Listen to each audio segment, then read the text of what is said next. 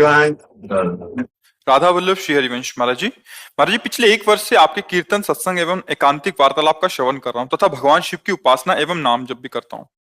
महाराज जी मेरा एक संशय है, महाराज जी पवित्र तीर्थ स्थानों पवित्र धामों की यात्रा दर्शन से क्या लाभ है महाराज जी? क्योंकि कई लोग तीर्थ यात्रा पर जाने पर बोलते हैं कि भगवान तो सर्वव्यापी है, तो क्यों दूर जाकर परेशान हो रहे हो? इस विषय में महाराज जी मेरा थोड़ा मार्गदर्शन करें। वो नहीं समझते हैं, वह ज्ञान से युक्त हैं, केवल बातें बनाते हैं कि सर्वव्यापी भगवान, साक्षात्कार किया है सर्वव्यापी भगवान का। जो ऐसी बातें करता ना वो जानता नहीं।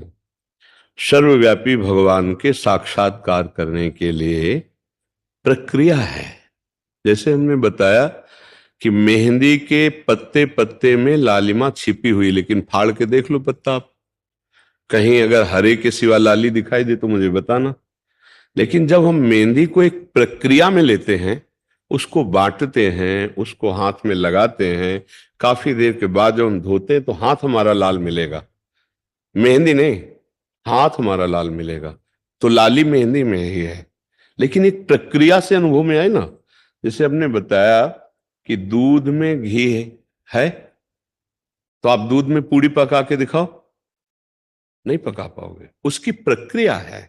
दूध को औटाइए, दही बनाइए, मथिए, मक्खन निकालिए, फिर घी। ऐसे सर्वात्म भगवान विराजमान, उसकी प्रक्रिया है। क्या भगवान शिव बता रहे प्रक्रिया? बोले हरि व्यापक सर्वत्र समाना, प्रेमुति प्रगट हूं ही मैं जाना। सर्वत्र हरि विराजमान है, लेकिन प्रेम से प्रकट होते हैं। बात समझ में? अब प्रेम कहां से प्रकट होता है? निष्पाप हृदय में। अब निष्पाप कैसे हो?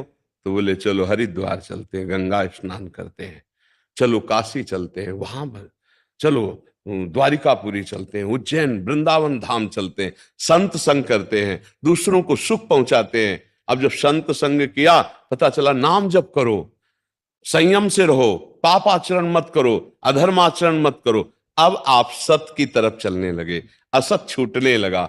नाम जप से, सदाचरण से, तीर्थों के अवगाहन से, साधु समागम से हमारे जन्म जन्म के पाप नष्ट होने लगे, हृदय पवित्र होने लगा, भगवान को पुकारने लगे, हे नाथ कब दर्शन दोगे, हे प्रभु। अब प्रेम आ रहा है, और जहां विकलता बढ़ी कि अब रहा नहीं जा रहा भगवान के, उसी दिन भगवान दर्शन दे देंगे।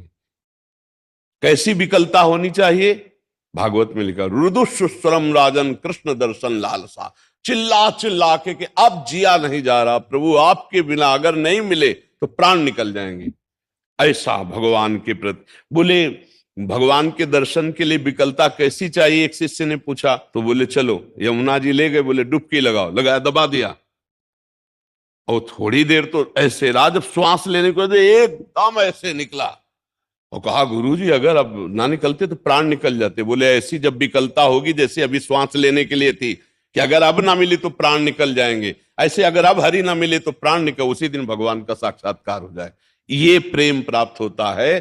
तीर्थ अवगाहन, भगवद विग्रह दर्शन, साधु समागम, नाम जप, अच्छे आचरण, पापाचरण का त्याग, पापों का नाश, तब प्रेम प्रकट होता। उसी प्रेम से भगवान प्राप्त होते। इसलिए जरूरी है ये सब।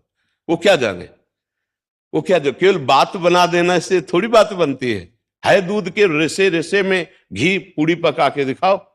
गाय के पूरे शरीर में दूध है, उसका एक स्थान है, दुग्ध का स्थान। जब बछड़ा ऐसे ऐसे करता है तो पूरे शरीर के रक्त से दुग्ध बनकर के थनों में आता है। कहां बच्चा गर्भ में आया तो भगवान का चमत्कार देखो, रक्त को दूध में बदल दिया, और वो पूरे शरीर की माता का जो रक्त है वो बच्चे के लिए दूध बन करके उसके प्राणों का पोषण करता है। जैसे पूरे शरीर में गाय के दुग्ध विराजमान है, पर आप निकाल नहीं सकते कि यहां से हम कान से दूध निकाल ले, वो थन का स्थान है। वहां जब बछड़ा करे तो पिन्हा जाती है, उसके रक्त का ही दूध बनता है। गाय के शरीर के जो पहले जो पाचन तंत्र में, वो फिर जाकर के बनता है।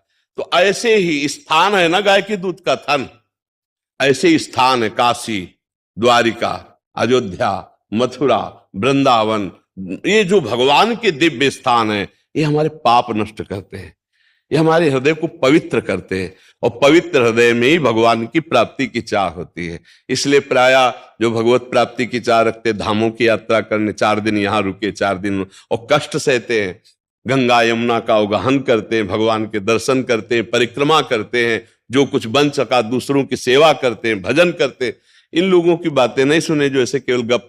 तो जब प्राप्त करने की बात आएगी तो भागोगे तुम भी, चलो अमुक जगह के संतों के मिले, अमुक संतों से मिले, क्योंकि बिना सत्संग के, बिना तीर्थ अवगाहन के, बिना भजन के, बिना पवित्रता के भगवान को किसने पाया? केवल बातों बनाने से थोड़ी भगवान प्राप्त हो जाते हैं, समझ पा रहे हो आप? इसलिए आवश्यक है ये, उनकी बातें मत मानो।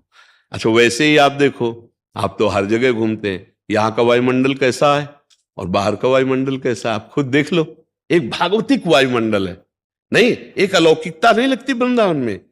अगर आपकी दृष्टि सही है तो आपको एक अलौकिक आनंद लगेगा कि भाई ये तो दुनिया से निराला है।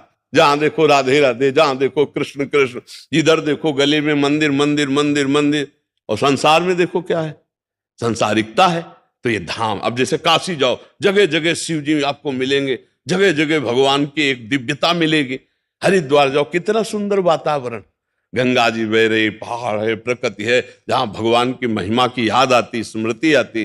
तो ये पावन तीर्थ हृदय को पवित्र करते हैं, पापों का नाश करते हैं, अवश्य जाना चाहिए।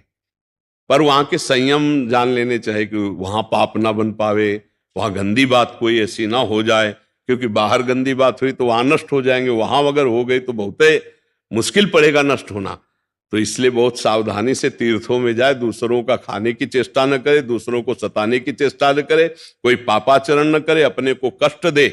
मान लो 2 टाइम भोजन पाते हो तो तीर्थ जाए, एक दिन उपवास करे, एक दिन एक बार आहार कर ले, और खूब भजन करे, खूब परिक्रमा करे, गंगा स्नान करे, नाम कीर्तन करे, ये कमाने जाया जाता है। इससे पाप नष्ट होते, हृदय पवित्र होता है, जीवन उन्नतिशील होता है। समझ पाए आप?